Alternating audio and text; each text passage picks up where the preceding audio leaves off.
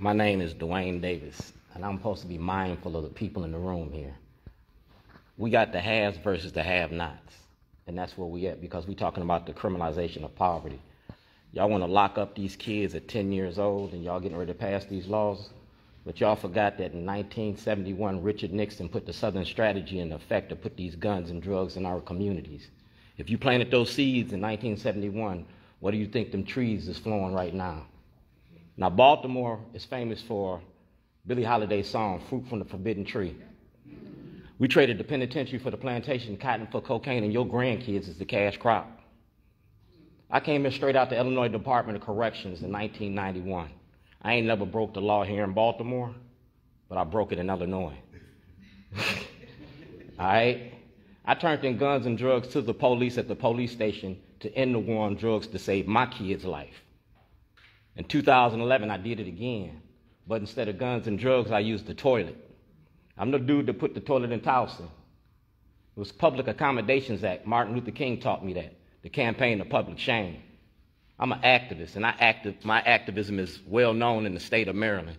Miss Alsobrooks, when you first came out, you met me up in Randallstown.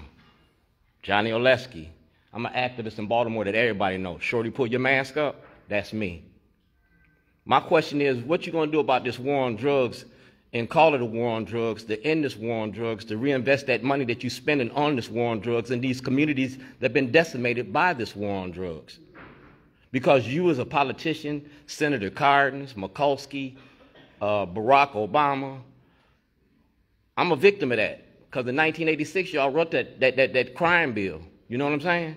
And Bill Clinton signed that crime bill that broke up a lot of black families.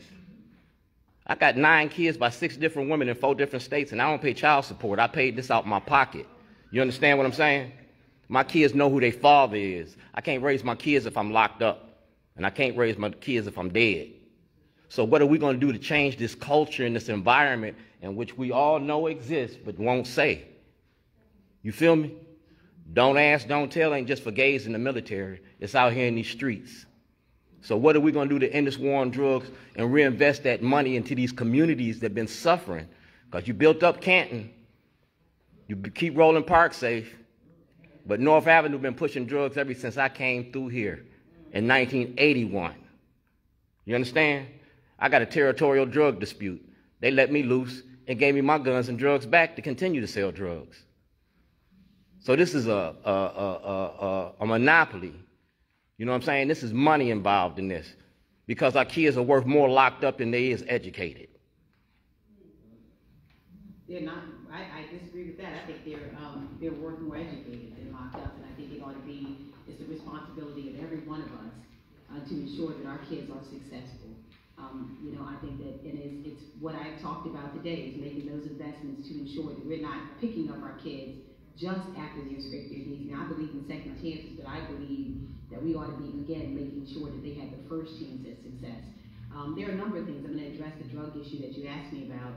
I spoke about it a little earlier today when I said that I believe that we have failed in so many cases to treat people who are suffering with addictions and suffering with mental illness, and that we instead have decided that we would house those individuals and take them to be incarcerated. That 70% of the people that we arrest every day are intoxicated when they get to the local departments of correction. I think we have a real obligation to make sure that we are making available in every single community the health care, and that's what addictions care is, the health care that families need to be well and to be healed, and not to continue the cycle of just of arresting people, housing them and releasing them who are sick with addiction. We have to make those investments so that people can truly be successful and be healed.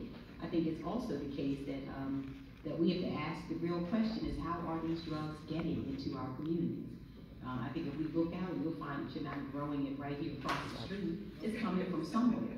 And I think we do have an obligation to make sure that we are blocking and preventing the drugs that are infiltrating our communities and keeping us sick, to find out where the drugs are coming from, to pass smart policies to make sure that we're blocking things like fentanyl from coming into our country and coming into our communities. There was an effort that was put forward very recently. It was a bipartisan effort to make sure that we had some comprehensive reforms together that would help us to better protect our borders. and to protect those borders. Some of it was from fentanyl coming into our country. The Republican Party said they wanted these tough kind of border policies, and when they put them on the table, Donald Trump said, you know what, I don't want a border solution, I want a border crisis because it will help me with my re-election. And so he blocked the important legislation, and a part of it would have been helping us to make sure that we're doing a better job of screening to make sure that fentanyl is not coming into our country. So we have to, on every level, first make sure we're dealing with people who are sick in our community. She is not answering the question. She is not answering the question. She's giving the politician's answer.